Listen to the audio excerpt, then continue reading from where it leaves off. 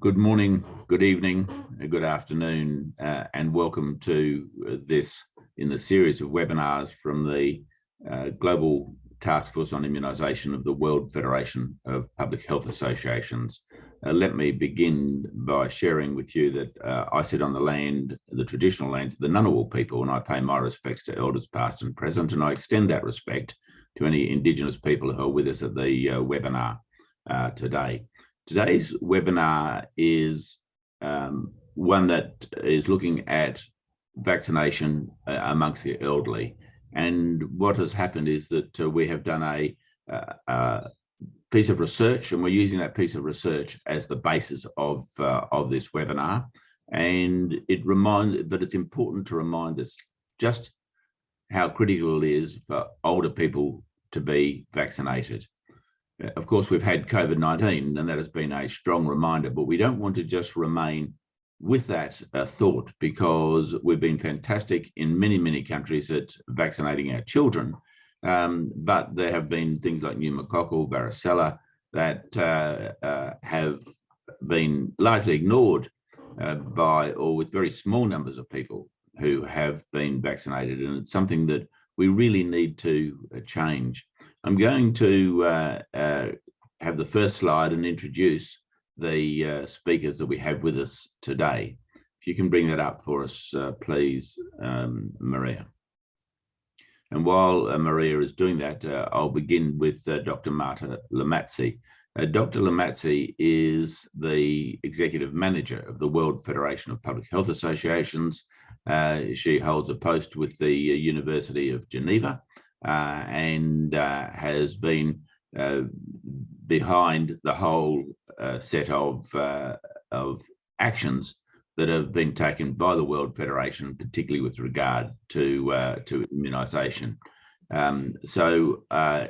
As we don't appear to have the introductory slides with the photos that Razia prepared, I'll go to Dr. Lamazzi and ask her if she would start this seminar, and I'll introduce each of the other speakers as they come on.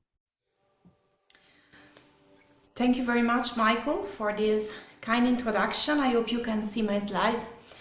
We can. So, it's my pleasure to give you a brief overview about the project we ran in the last year about strengthening vaccination policies for older adults.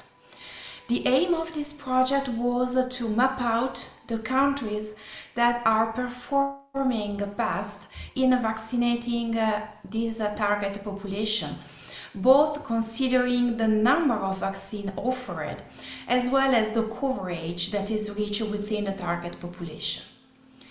So the project was very broad and started with an in-depth literature analysis. And this analysis was associated with the analysis of the most important database retrieving data about vaccination.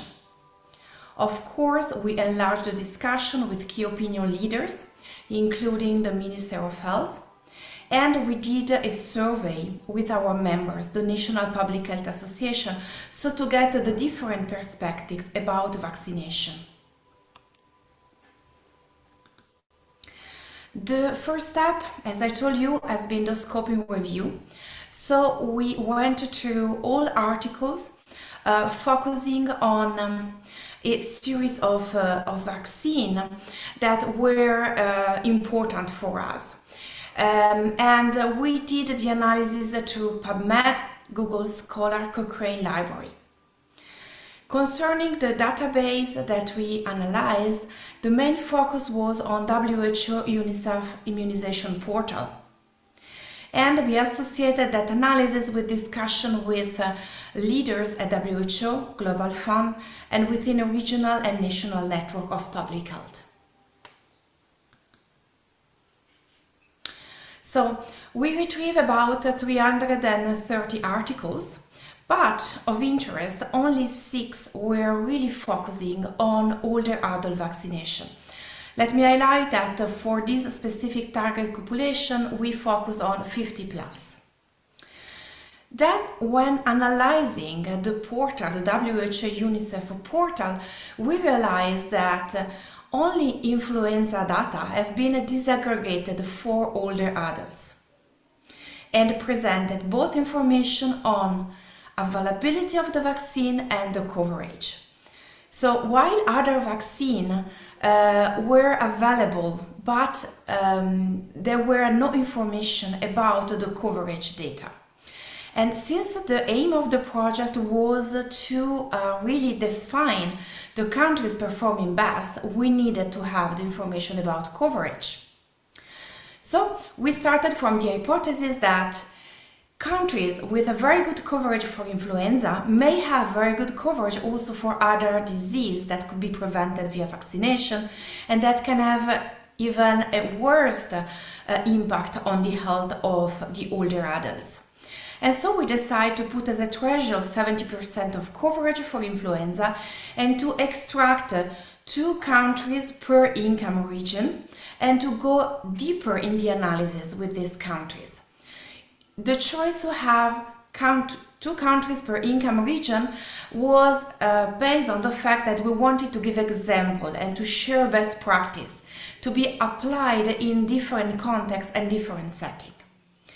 The countries selected were Chile, Oman as high income, Thailand and Brazil as upper middle income, and Mongolia and Bhutan as lower middle income.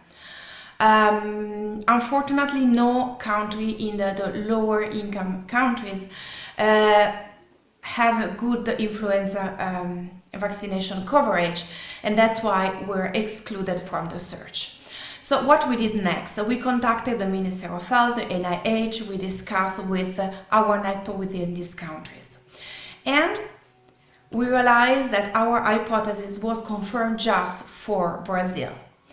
In the other countries, very few vaccinations were offered in addition to influenza to the older adults population, and it was very difficult indeed to get more details from Oman and Bhutan. This information were associated then with a survey we ran with our members, asking them about the vaccination in place, the coverage, the protocols, as well as discussing the best practice and the challenges they had to face to implement those processes in their countries. And here is the result. So, first, the list of vaccines that were evaluated: influenza, diphtheria, tetanus, pertussis, pneumococcus, hepatitis, and as herpes zoster. And on the left on your screen, the list of countries and territories that performed well according to our analysis. Of course, could be that other countries are performing well too, even better, but it was not possible to retrieve any data. So Canada, US, Taiwan, and Brazil have 7 vaccines for those diseases impacting the older adults. And interesting enough, as you can see here, we could collect the coverage data for all vaccines only for Canada. So even wealthy countries and territories like USA and Taiwan were not able to provide all the data. Brazil was better placed concerning data collection, and we have, as you can see here, information about influenza, diphtheria, tetanus, and hepatitis B. The only country that could be taken out of our research as performing well, so at least 5 vaccines for the target population, was El Salvador. So first, the fact that we had a lot of problem in collecting data, and that the data are often not disaggregated for the specific population of older adults, is a result in itself, and is extremely concerning in an aging population as the one we are living in nowadays. So what we did next? The next step have been to run focus group with two experts from the selected countries, experts that have experience in the policy and advocacy, but also in the implementation in the community, in the country level. And some of these experts are with us today and will comment the recommendation. They were driven out of the focus group. So all experts agreed on 4 main areas that should be developed more to implement efficiently vaccination for older adults: communication, access, central government support and funding, and surveillance and monitoring. Very briefly, because then our panelists will discuss this recommendation, the main focus has been on communication. Communication means increase awareness from early childhood to make people understand the importance of being vaccinated all along the lifespan. And means also education of the policymakers that need to understand the value of vaccination and the return on investment.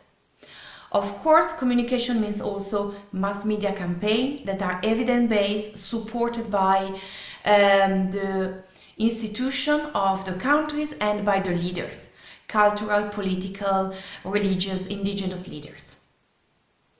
The second recommendation is about access.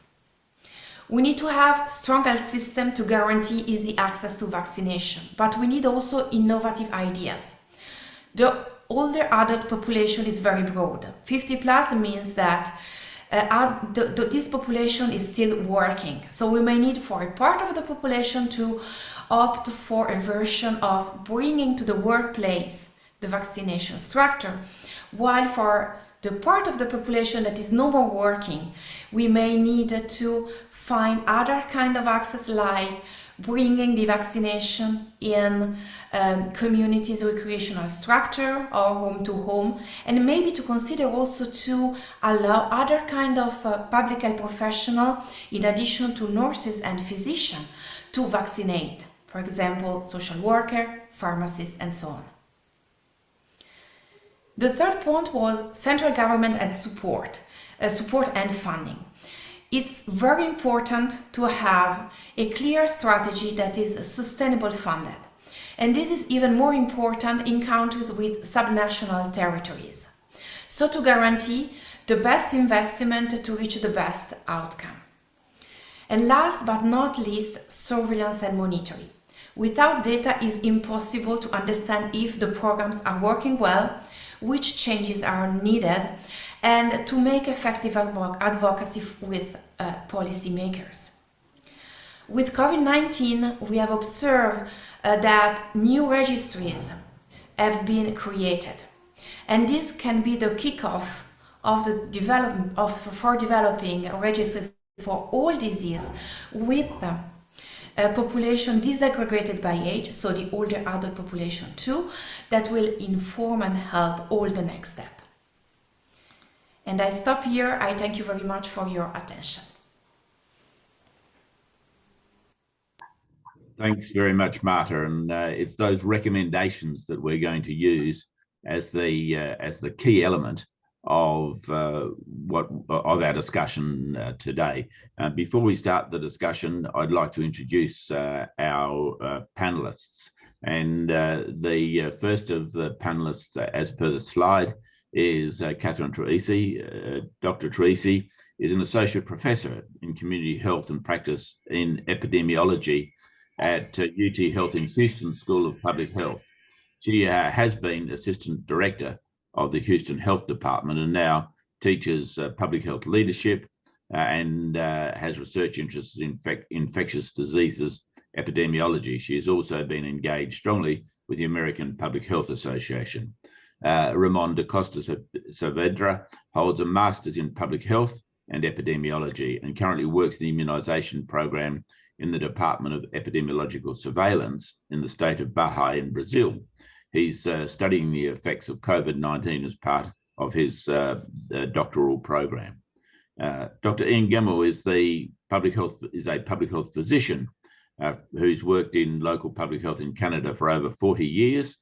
He's a graduate of the Faculty of Medicine at Queen's University in Kingston, Ontario, a public health fellow of the Royal College of Physicians and Surgeons in public health and preventive medicine. He's also an associate professor in the Department of Family Medicine at Queen's University.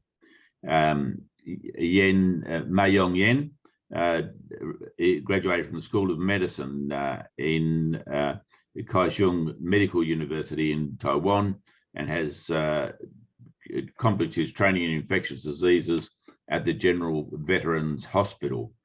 He received further education at Columbia University in the US in molecular biology, and the National Sun Yat-sen University, where he obtained an EMBA.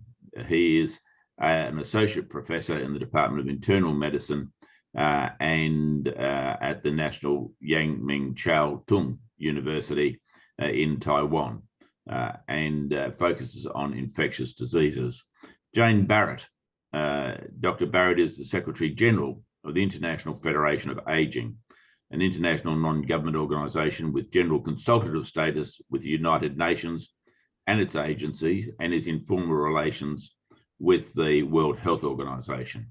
Population ageing, disability across the life course have been Jane's passion and interest, and we're very fortunate to have her with us. So I'd like to begin the discussion on those recommendations and start with the first of those recommendations around communication, and ask Jane and to begin that, Dr. Barrett, followed by Ramon. Thank you very much, Dr. Moore, Michael, and also Dr. Lamasi for the findings. I think if we step back a little bit, Michael, I think we must recognise the limitations of this study. You know, what this study has really shown us is that there's very little research being actually dedicated to adult vaccination, and to the level that we need it to make really clear recommendations and to advocate. So I commend the World Federation for Public Health Associations. Thank you for that. I think it's also important to recognise that data is not available. Pre-COVID, data was not available. And also the disaggregation of data is not available. And it's not good enough to just say 65 and over anymore, because we know the impact of normal aging and also immunocompromising conditions. So I just put that out there as a backdrop to more work that's required. If we switch to communication, of which we know a fair bit about, the IFA has done a lot of work in this area of communication.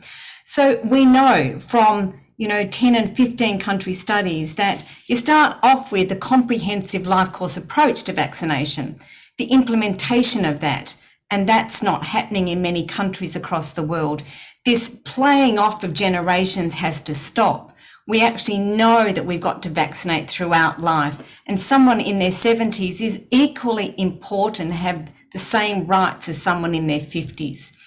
Secondly, clear communication strategy. We are assuming through our public health agencies of government that everybody has the same level of health literacy. And that's just not the case.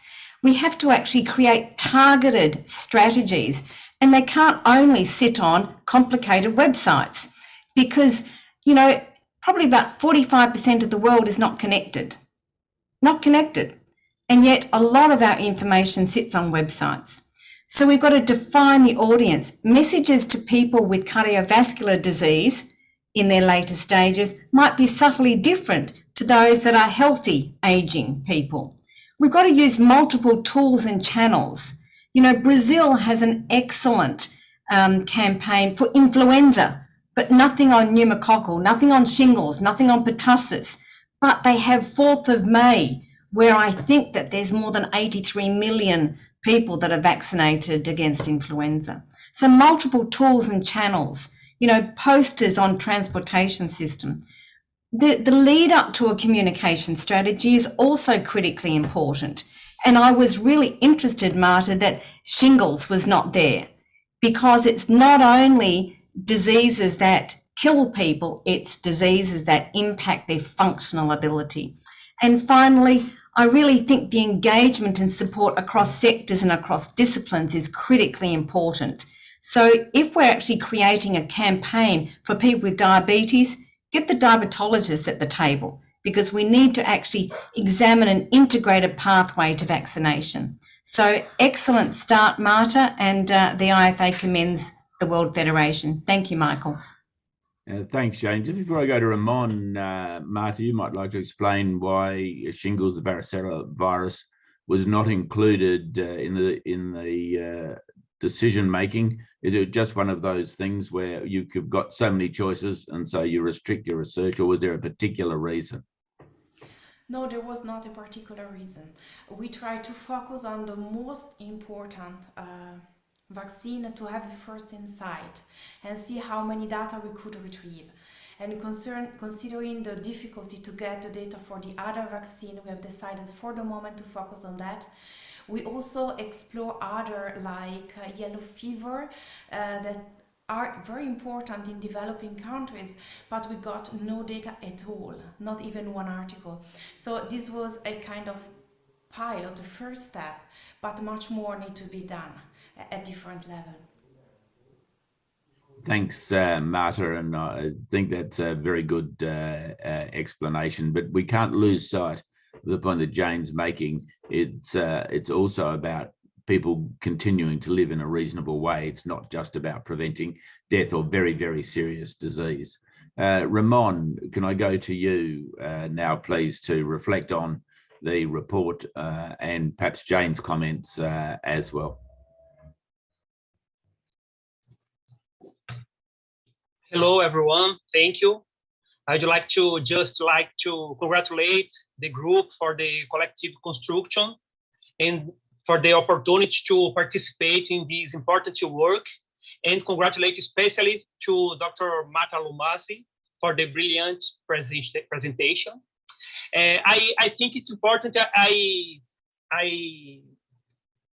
to point some particularities of the exist in Brazil now to reflections. Then it's clear for us the strong culture of immunization that exists in Brazil's society in the past decades has been enjoying over time, but the risk perception of new generations who no longer live with the sick people is less accurate. So they not understand vaccine as something essential. The new parents, the youngest parents, and it's necessary the health service adapt the current composition of the population and the needs in enabling, for example, access to vaccines at alternatives and extended hours. Another important strategy is to carry out vaccination actions at home, seeking to hit even remote populations in rural areas or those with greater access difficulties. And last but not least, unfortunately, I need to repeat this, we were experiencing a terrible political crisis in Brazil, and the current president does a great disservice by taking and standing against vaccination.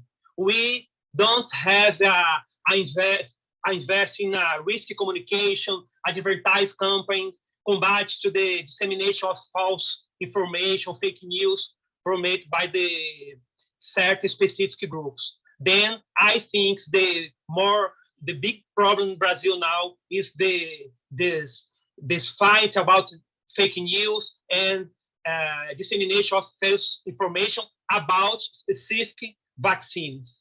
Thank you. Thanks, Ramon. And you really emphasize a major point that I've been making for many years, that the nature of public health is that it is political. And never has it been more dramatic than in Brazil at the well, perhaps it was pretty dramatic in the United States with the previous president as well. But it is something to keep in mind, because politics has so much influence on public health. I'm now going to go to Dr. Ian Gemmell and Professor Yen, both of whom have just a few slides to assist. So starting with Ian, and if we can just bring his slides up, and they're going to talk about the second element of the recommendations around access, but touch on other things as well. So Maria, if we can have these slides for Dr. Gamel, that would be terrific. Well, thanks, Professor Moore, and thanks for the invitation to participate. It's interesting that Canada has a well-developed health system, but even here we have challenges in adult immunization, which I think really will support and reflect what you've already heard spoken about before. First of all, just a little bit about context. If we can go to the second slide, please. We deal in Canada with a unique situation in our Canadian Constitution. Health is a provincial matter. And we have 13 provinces and territories across our country, and each one is responsible for setting up and developing the programs and funding the health system. So, and that applies to immunization as well. And then we also have many players involved in our immunization system, and we try to coordinate them, but they're not always as coordinated as we want them to be. First of all, we have the regulatory branch of Health Canada, which is part of our federal government, which licensed safe and effective vaccines. The Public Health Agency of Canada, which is our national public health organization, epidemiological organization, monitors disease, but also supports our national immunization technical advisory group called the National Advisory Committee on Immunization. And NACI makes recommendations on the use of licensed vaccine based on their safety, effectiveness, cost effectiveness, and also according to an ethical framework. We also have a national group called the Canadian Immunization Committee, which tries to coordinate all of these different players and the programs differently across Canada.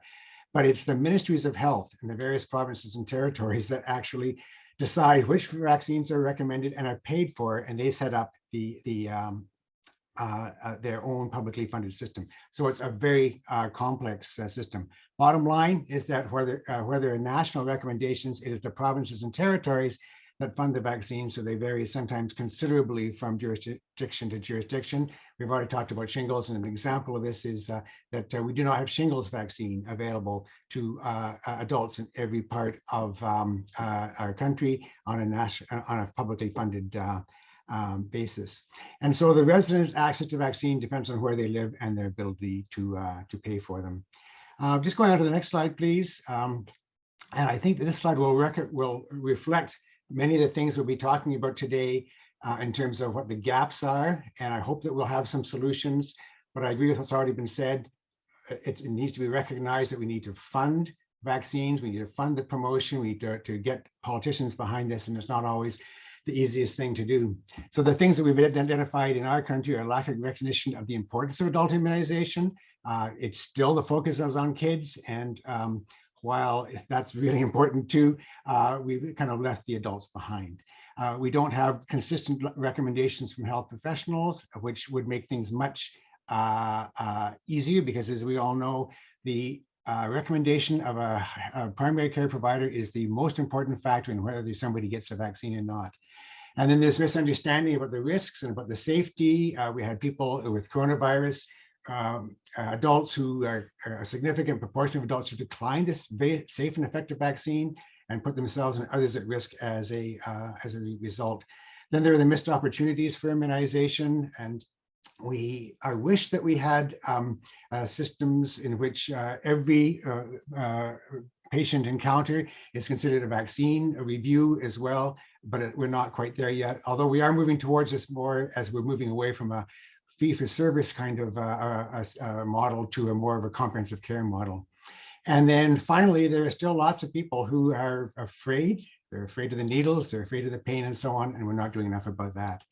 Then in terms of the policy gaps, we've already mentioned that we have a situation in Canada in which not all provinces are providing vaccines equally. And so all the other things you're going to hear about today are made even more difficult because of this very patchwork approach to vaccine availability. We also have to remember in accessibility or inconvenience, people who are either live remotely, people who perhaps who are busy with many other things in their lives, whether it's their work or getting food on the table. We need sometimes to go to places where the people are who need the vaccines. And we're starting to do that more and more in Canada as well. Also looking at other professional groups to help us with this. So for example, previously only physicians and nurses under a physician's direction could give vaccines. And now we're starting to use pharmacists in community pharmacists in many areas. We also have a lack of comprehensive data on adult vaccine coverage because we don't have the databases. We've had some false starts. We've had some movement towards this in some areas. Coronavirus is giving us an opportunity because that did provide a chance to do a more comprehensive approach to data collection. But if you don't have the data, then you don't know how to design the programs better and where you need to go to get more and more people immunized. And then there's the lack of the inoperable electronic records that I just mentioned. So can I have the last slide, please? Just to talk about the positive side, the happy side. And this slide, I think, does reflect some of the solutions that you've seen, heard about earlier in this web seminar. Communication, informing, and educating at all levels, particularly the politicians, as Professor Moore said. Public health and immunization is political. We found that out all too well during the coronavirus pandemic here in Canada. Health professionals to keep promoting the value of vaccine. And of course, the public. There's still a lot of work to be done in this country on convincing some people to take vaccines. You may have seen our international exposure through the, it was a blockade of our parliament area by people who did not want to have a vaccine mandate. And then finally, improving immunization data through better records and registries.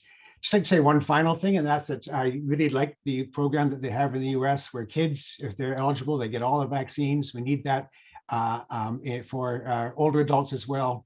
And we need to have good political support and funding for that. That would make a huge difference. In Canada, we do not have a national immunization program. We have 13 provincial and territorial ones. And I think that that's going to make things problematic for us generally, but I think that some of the solutions that we're hearing in other areas are going to help us, even though we may not be able to change our constitution. So thank you very much, Professor Moore, and I'll look forward to the rest of the discussion. Thanks very much, Ian, and that was a really interesting insight. As we're waiting for the slides for Dr. Mo Yong Yen to come on, I did want to comment about the registry because COVID-19 has in Australia given us the chance to now have a full all age register, whereas we had quite a good child register, but a very poor one for all of life, and that is now being implemented. So some good things can come out of some very awful things. So Maria, do we have the slides there for Dr. Mo Yong Yen? I would speak for Taiwan immunization vision and strategy, and this is a private sector. As you have discussed, there's a gap and weakness in the propaganda or promotion of the government for the adult immunization. So I would like to start from the vision of the Taiwan immunization vision and strategy. It's mainly for the communication to improve access and to raise through raising the public awareness to perceive the severity of the Asian people and the threat from the infectious diseases. I think I agree all of you that the COVID-19 has increased the awareness of the vaccination to all the aged people. So this is what we have been doing for the past years. The Taiwan Immunization Vision and Strategy Society is an advocacy group formed by medical experts. And we have a press conference at each and very major event to promote the vaccinations. Like in the TB tuberculosis days, we will promote the in the long-term care facility for the importance of the while promoting the LTBI, we also promote the importance of the vaccination in the long-term care facilities. And we're through the media, we also have online social media to implement all kinds of accessibility to families, parents, and so on. And especially we have a very big press conference for the top 10 vaccine news of the year. And that will be becoming sparkling lights in the media, because they will discuss what's happening for the issue about the various vaccine in 2021 about the coronavirus and influenza, etc. And then it's very important for us to improve the awareness is to fighting against anti-vaccine group and some kind of misinformation. I think these two are different issues. There were so many misinformations about the COVID-19. So we have, as the medical experts, we improve our credibility and the trust from the people. So that will increase the vaccination rate. And of course, it's very important that we need transparency. And there's some issue about the safety in the several vaccines right now, and we do need that kind of study and transparencies. But last of all, it's very important for our task is to provide vaccine education for physicians, because we all agree and we see the evidence that the doctors are the most important channels to access to the patients. So to communicate with the medical professionals about how to educate people on the benefits of doctor's suggestion, and then persuade and improve the willingness of adults to get vaccination for infectious diseases. So we urge doctors and teach them and other medical professionals to more active in recommending each and every vaccinations to the elderly. So can I have the next slides, please? So I will now introduce, in addition to what the recommendation, consensus and recommendation we have achieved last time, I will introduce the detailed situation is in Taiwan. Taiwan is a global leader when it comes to children vaccination. We have coverage rates of all kinds of like MMR and TDTBs for over above 95% at least. But when we coming back to adult vaccinations, take influenza, elderly influenza is a public fund. You can get the influenza freely, but we have only got 50% of vaccination rate coverage in these age people over 65. And for COVID-19, in the beginning it's good because of the propaganda and the news and the accessibility. But for the third dose, because of the safety issue, it's dropped. The booster dose is dropped to 40%. So so how to assess to improve the coverage rate? As I just mentioned, we need transparency and credibility to fight against misinformation. And also, it's very important in Taiwan to link to healthcare system. Since Taiwan is universally, we had a national health insurance coverage. That's about 99% of the populations. So we have a national health insurance card. So through these mechanisms, we had a good accessibility and complete, as I said, over 99% of population coverage. And it's very convenient to go to the clinics and see the doctors and get the recommendation and suggestion, and then we receive the needle to arms right there in the hospitals or any clinical field. So and the physicians, assess from the physicians is very important, especially in those people who had barriers because of the family hesitancy, or they have multiple comorbidities. but it's because they had this kind of comorbidities. They would visit hospitals and get the information, as get the access of the vaccination there. And then we have driving force from the local governments. We had budget from the local government. I will say it later, but anyway, in the major event, we had mobile vaccination teams for influenza, for pneumococcus, like in long-term care facilities. And in the major events like COVID, we have many mass vaccination sites in the community set up by the local community. And also we have this system of so-called sub-district neighborhood system from the Department of Civil Affairs. And in a combination with the Department of Health, they would make this network complete. And then the last would be the go where the people are. I think it's very important to use the network in primary care health system because it's a very wide coverage through the whole community for those to access to those who won't come out because the accessibility. So just simply by go to nearby clinic and you will get the vaccination there.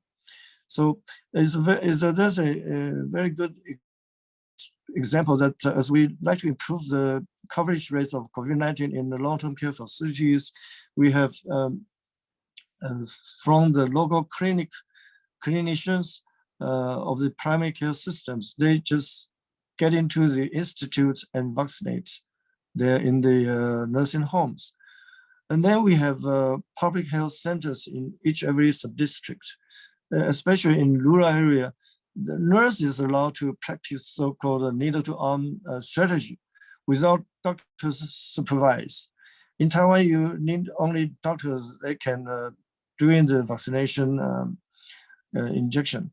But in the rural area, due to the resources, limitation of the human resources, so nurses allowed to practice to improve the vaccination rate in the rural area.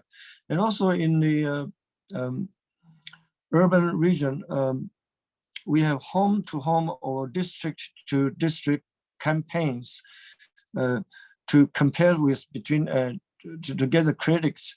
So each healthcare worker, especially those public health workers, will improve to show some insanity and to prove in the vaccination coverage in the local community.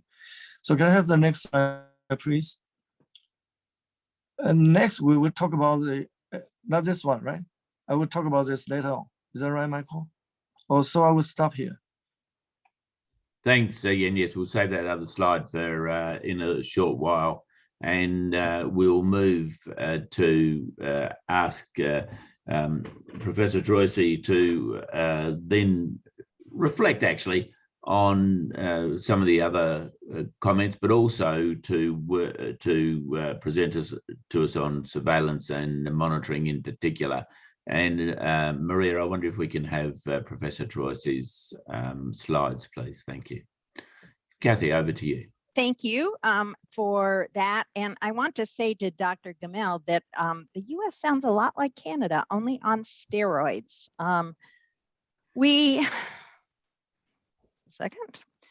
We have our Centers for Disease Control and Prevention, CDC, and the Advisory Committee on Immunization Practices that makes recommendations for childhood and adult vaccinations. Kathy, can I just interrupt for one little second? You should take your slides to slideshow. Sorry, I am. Oh, you're right. It keeps going back and forth. There we go. So there are 15 on the adult immunization schedule, 16 on the routine child and adolescent immunization schedule. And if you would like to know what those are, there's where to find them. We don't do great at immunizing either children or adults. At 24 months, fewer than 7 out of 10 children are fully immunized. That goes up a bit at school age because of school requirements. But in many states, including my own of Texas, it's very, very easy to get out of those quote unquote required school immunizations. We vary in how well we do with different vaccines. Only about a third of males are immunized against HPV, but we've done pretty well with hepatitis B, basically because of immunization at birth. Even adults are not getting the influenza vaccine, and that's even among healthcare workers. It's a little disconcerting. We do a bit better with pneumococcal disease. So just to tell you how we're doing with SARS-CoV-2, there is a federal mandate for healthcare workers that they get vaccinated, but the Supreme Court struck down a mandate for businesses and for federal workers. We'll see it's actually being challenged, that the strike is being challenged in the courts. So we'll see what happens. We're sort of middling on how we've done immunizing folks, and worse on who is boosted. And by age group, we're really behind on immunizing children. Older adults are actually pretty high. So the strengths of our system, we have a program called Vaccines for Children, where it used to be that whether you were immunized or not as a child depended on your socioeconomic status. Did you have insurance? Now every child can get vaccinated for free. It's provided by the federal government. We also have a limited adult safety net program where adults who are of lower socioeconomic status can get vaccines for free. But as I said, it's limited. We do have school requirements, although, as I mentioned, it's easy to get out of some of those. And now there are states that are talking about doing away with immunization requirements totally for children entering school. The Affordable Care Act, also known as Obamacare, requires insurance to cover vaccines that are approved by this advisory committee on immunization practice. So that's a good thing. Because decades ago, vaccine manufacturers said they were going to stop making vaccines because of the legal risk and being sued for adverse events, whether or not they were actually linked to the vaccine. Now the federal government takes on that insurance responsibility. We have increased the number of vaccines that pharmacists can administer, so that makes it pretty easy, at least if you're in an urban area and there are a lot of pharmacies around, to get vaccines.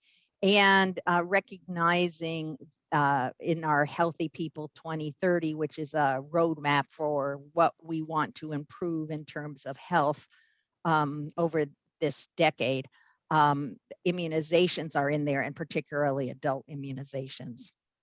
However, we do have our challenges. Just like in Canada, public health is a states' rights issue. So we do not have a national registry, and each state, and we've got 50 of them, can make their own regulations.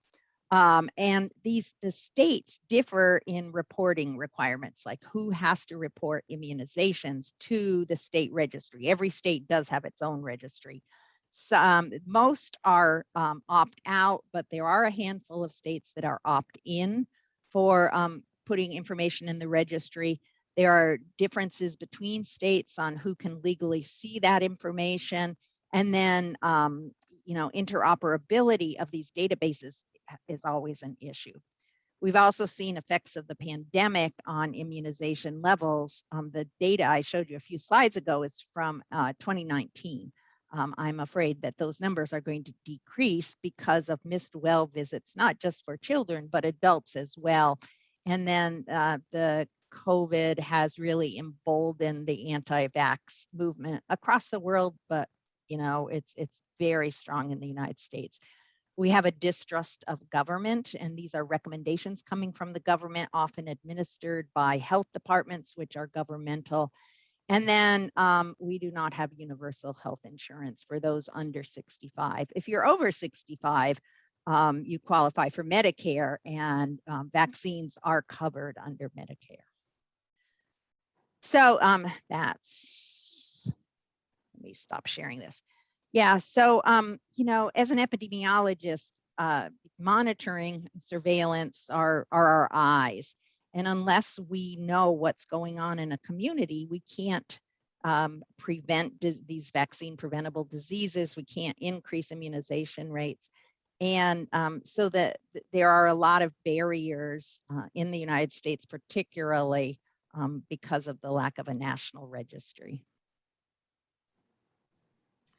Thanks so much, Kathy. That's a really interesting insight and leads us quite well to our final discussion, the final recommendation, which is about government support and funding. And already we've heard the discussion coming through because, of course, each of these recommendations interacts with the other recommendations as well. I'm going to go to Jane Barrett and ask Dr. Barrett because she's dealing so much internationally with people who are aging, and have a reflection on the impact that government support and government funding has. And then I'm going to go to Ramon because he touched on it as he finished his initial comments.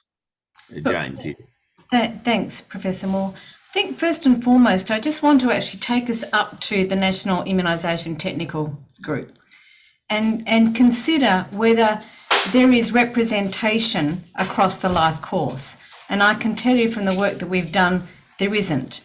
And so I think front and centre, you know, adult vaccination does not have a place in the public health framework. And that may be a bold statement, but then you actually go to, you know, what is the percentage of GDP that's allocated to health promotion and prevention in OECD countries? It's minuscule. It's a one digit.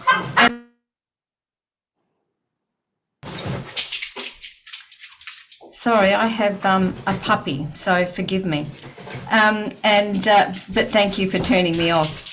And then if we look at that one digit percentage and look at immunisation, you know, we're down to 3 and 4%.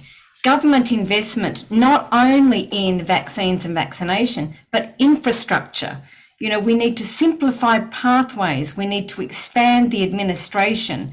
You know, we need to look at health literacy without government investment, but also the experts on this call, Kathy, Ian, Ramon, Muan Yong, you know, it's about a cross-sectoral, cross-discipline approach to drive adult vaccination. Thanks, Michael. Thanks, Jane. And just before I go to Ramon, I'd just like to say to those who are participating, if you wish to put a question or a comment on Q&A, then please do so, and we'll follow up on those. I'll go to Ramon, and then I'll ask Dr. Marta Lamazzi, Marta, to respond as well.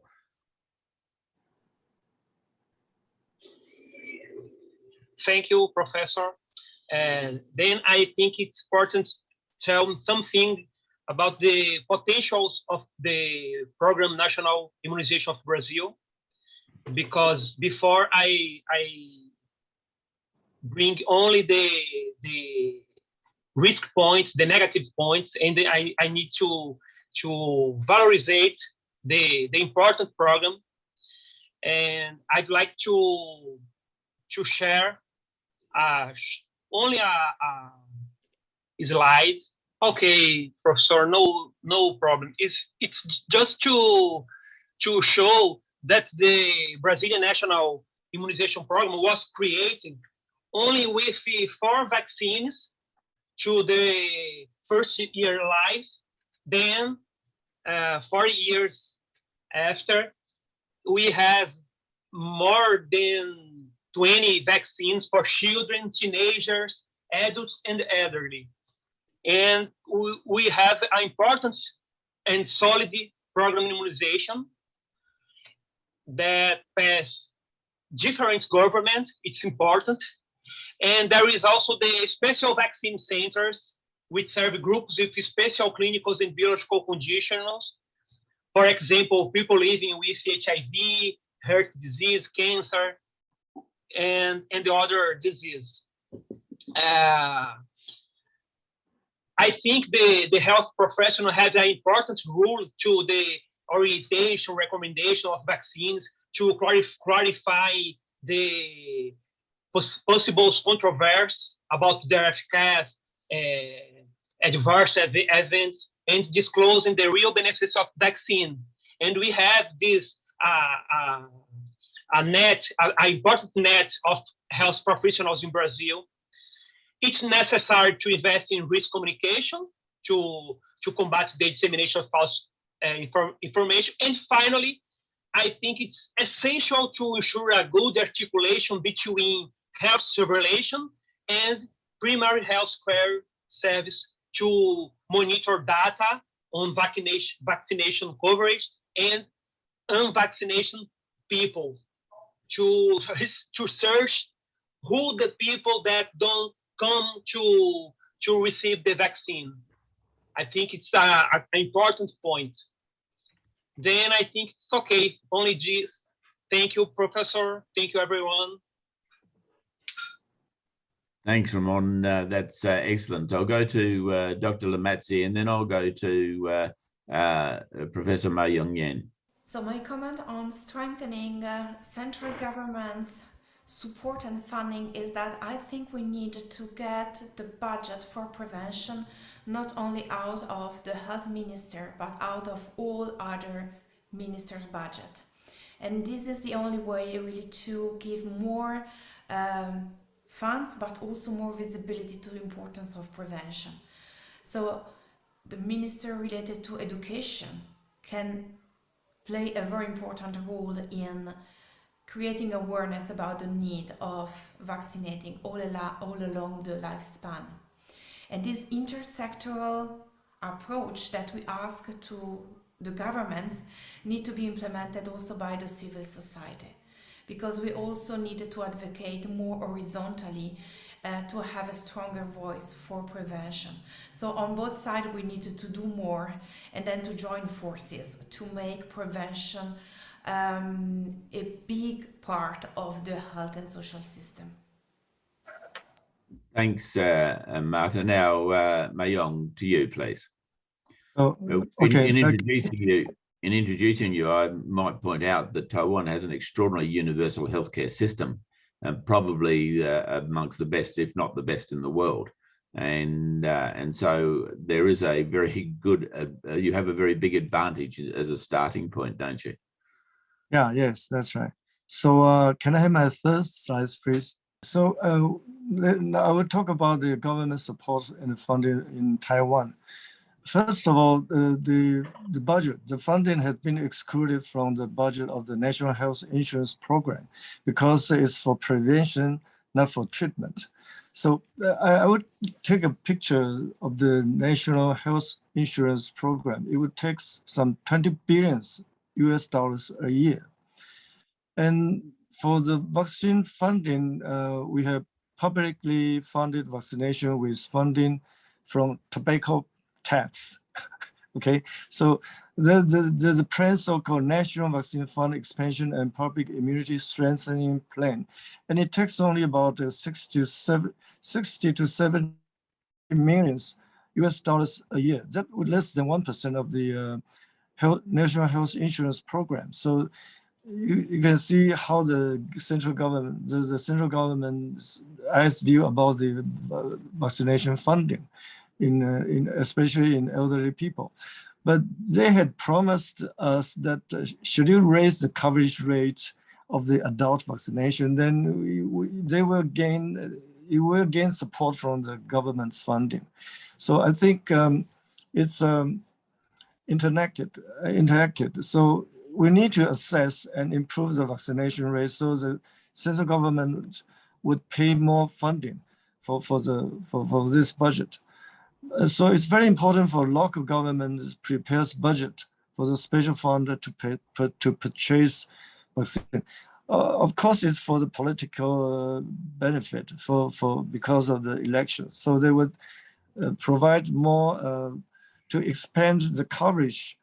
Take the influenza vaccine for example. The government funding, the publicly funding for the influenza would be for those above aged 65. So the local government would expand the funding special budget to cover those in between 50 and 65. And say that would be around, the case has been implemented in like pneumococcal PCV13, HPV and influenza vaccine below 65. We have another very important donation from private sector. There will be a private funding or the private enterprise. Take pneumococcal PPV 23. For example, we have a fixed budget every year to provide free pneumococcal vaccination for those aged above 65. Otherwise, the government only responsible for those older people aged about 75. And then we have a self-pay strategy. That would, as I just said, that will come in from recommend and suggestion from the physicians.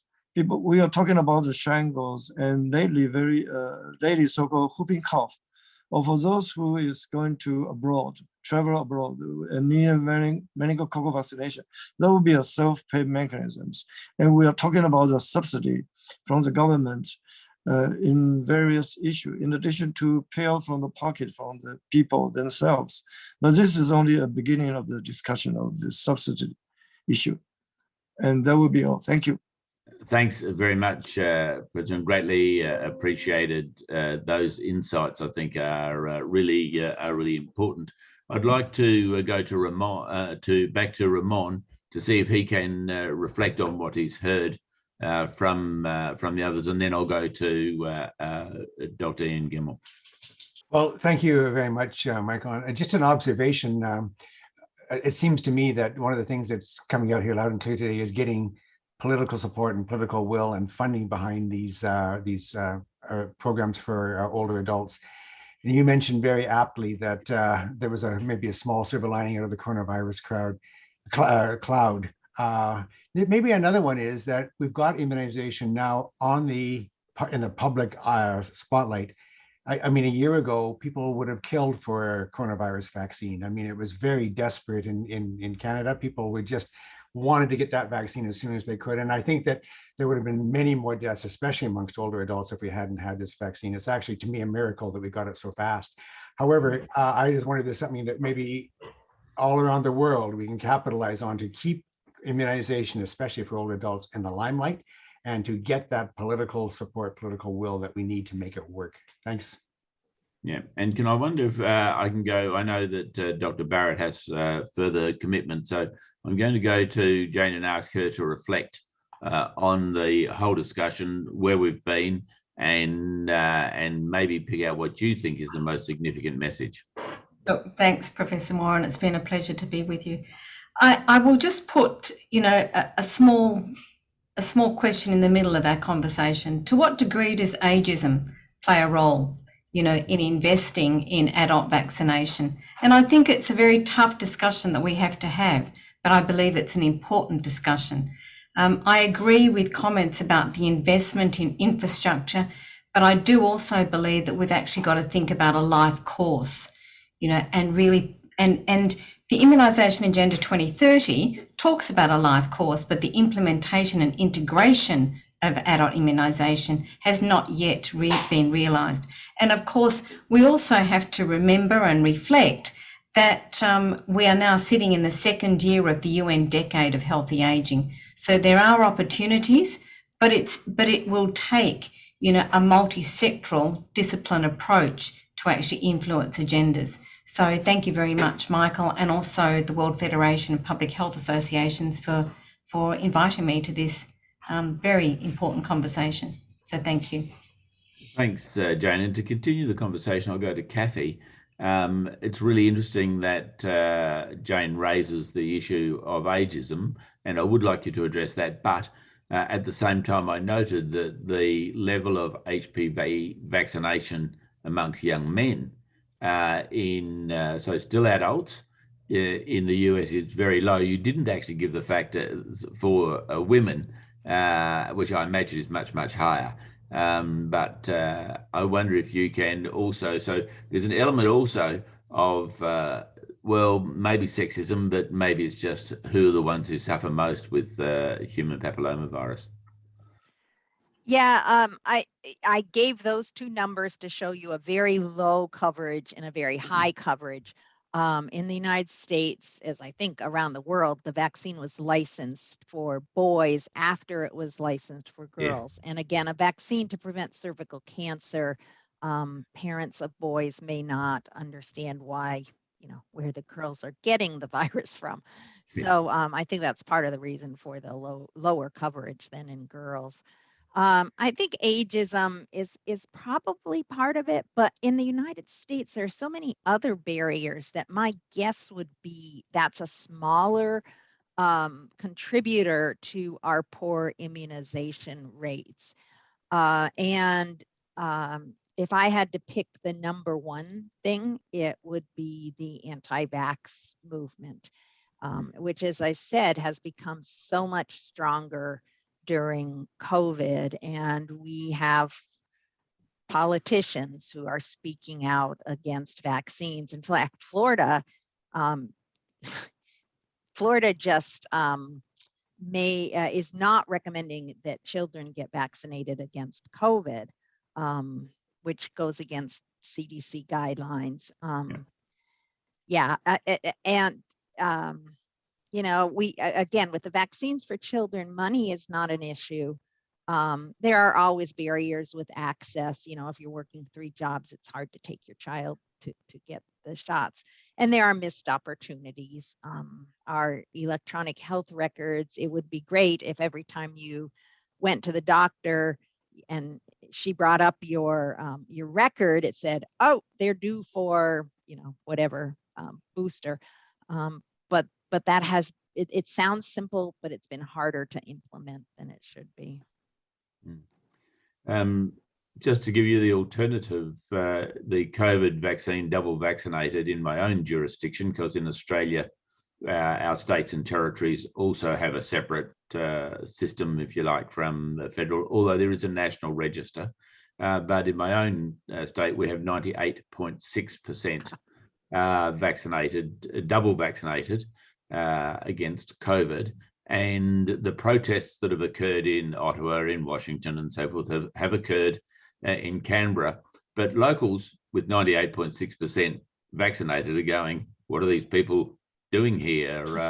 And there's been quite a counter comment to them. But we do have a social demographic that is very well paid generally, and we also have a highly educated, being a national capital. So there's other factors always that come into those. So I'll just open it to see if anybody would like to indicate a further comment on social determinants really and the role they play. I just check Ramon to see if you can write to come off mute now. Okay, Professor, thank you. Sorry about that. Here in Brazil, we came from several years with degrees in vaccination coverage since 2016. Then in 2019, for the first time, we did not reach vaccination coverage for any of immunization in the children's calendars in the first time in 2019. There is a specific vaccination schedules for the elderly and indigenous people, special to elderly and indigenous peoples in Brazil, and a specific planning carried out by both the Health and Security Secretary for action made especially at prisoners, okay? There is no specific vaccination plan for refugees. However, as the public health system in Brazil is universal, that these individuals can and should be assisted and vaccinated anytime they arrive in the health center. Then the Brazilian immunization program still face some challenges to expand and standardize vaccine coverage in specific groups of population. Another problem, once and again, is the omission of the current federal government, which does not show any interest in guaranteeing rights to indigenous population and prisoners. And to finally give the significant increase in the elderly people in population, and the fact that they have specific characteristics that lead to great susceptibility to infection and the lower response to vaccination. It's necessary to increase vaccination among them, adapting the immunization program to the special particularities. We should not forget that also for older people, vaccination is the most effective form of prevention. Thank you again. Thanks so much, Ramon. And it's interesting that you raise the issue of Indigenous peoples, because each of us actually has Indigenous peoples in our countries. And one of our generally Aboriginal health in Australia is one of the contrasting things where they do poorly. But on immunisation, they've actually been an Australian leader in vaccination, and so that's actually one of our good and positive stories. I'm going to now just give an opportunity for each of the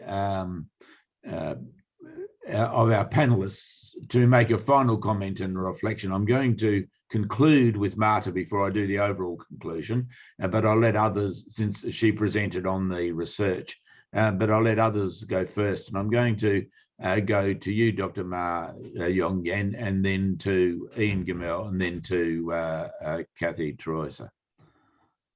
I think the most important issue would be the raising the public awareness and raising the government's awareness about this to perceive the severity of the aged people and related infectious diseases. So that's, we should keep going our promotion and communication and accessibility. Yes. Thanks very much. Ian. Well, I think it's been said several times, but I'll just say it again because I think it's so important, is to keep this issue on the agenda, on the political agenda, on the funding agenda.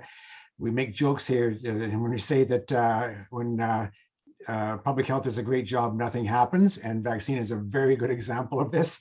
I remember presenting to our Board of Health one time on how we had almost eliminated Haemophilus B influenza in kids in our area through the introduction of the vaccine in the 1980s.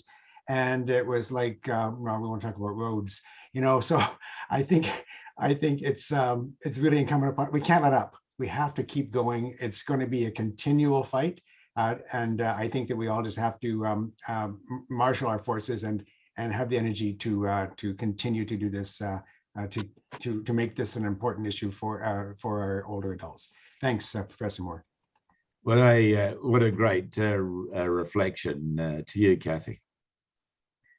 Yeah, I agree with everyone else that communication that is culturally appropriate, that is health literacy appropriate, is really important. And of course, part of the problem is we don't see a lot of these diseases anymore. And so people don't understand why it's so important to get protected against them.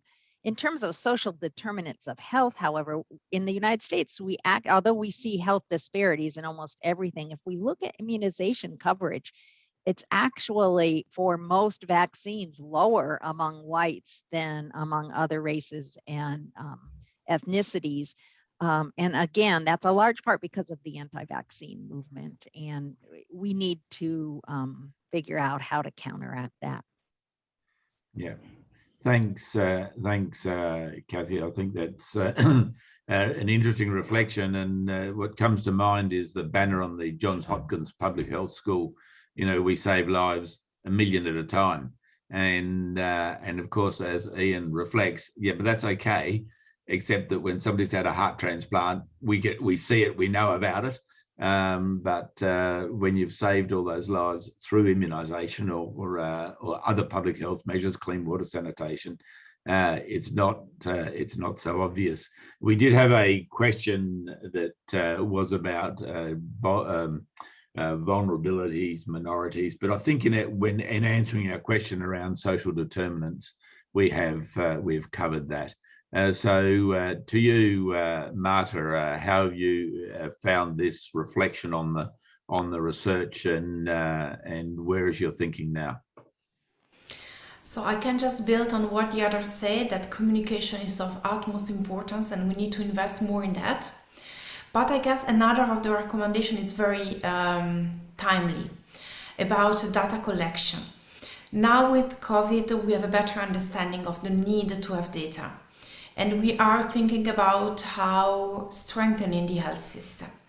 So within this context, I guess it's key to start a reflection. Each government should start a reflection of which kind of data should be collected and which kind of population should be the focus of the data collection. We are speaking today about older adults, but there is another very important category that is not disaggregated in the data analysis, or at least not very often, is the public health workforce. That is a key driver of public health, but can be also a driver of vaccine preventable disease if not protected appropriately. So I think we need to have better data, better understanding of the real situation to protect not only the most vulnerable population, but also the public health workforce, because we need the public health workforce, and not just during the pandemic, but every day to prevent the disease. So I think this should be part of the reflection that government should do now, when public health is no more invisible, but is really visible and needed to remain on the top of the agendas. Thank you very much. And in doing my final reflection, I think I was really moved by Ramon reminding us of the situation in Brazil, because prior to the change of government, there was actually a very strong push in public health and a very strong positive attitude to immunisation. So the role that government plays becomes incredibly important, and therefore the role that we have as public health advocates is also extraordinarily important. And I suppose in reflecting, having listened to you, what would I say would be the elements of advocacy that now become the most important? And I think for me, the first of those, and Marta touched on it in particular, is appropriate funding for public health. Internationally, I think Canada does the best with about 7% of health spending on public health. In my own country, it's below 2%, and that's actually much more common. I did like the idea that Marta raised of take it out of health and make sure that public health is seen across the spectrum. So they would be very important things. The other element, I think, is the importance of actually having a national registry. So, and I know the challenges of that in the United States and in other countries, but the advantages of having a national registry actually for the individual are incredibly important, but also even more importantly, to understand and to be able to point out to people what it is that they've done. Maria, I wonder if I could have that final slide. And I'd like to, in my conclusion, say thank you so much to each and every one of you for the time you put into the preparation, for your understanding. Most importantly, initially, to Marta and her team, who have done that research and given us the opportunity to reflect on it. This wouldn't be possible without support of the University of Geneva and from GSK. And so we also appreciate that support. It does allow us to ensure that this sort of webinar is available, and also, more importantly, to make sure that we can do research so that we can understand what are some of the barriers, what are some of the opportunities for us to improve public health. And in the end, the improving public health is our shared goal. And if only we can ensure that that shared goal is also shared with governments. I think most governments, not all, most governments are of that frame of mind, and it's something we can build on. So to each and every one of our panelists, to Ian, to Kathy, to Marta, to Mayong, to Ramon, and Jane, who is no longer with us, thanks very much. Thanks for the support from the World Federation of Public Health Associations. And with that, I'll now close the meeting.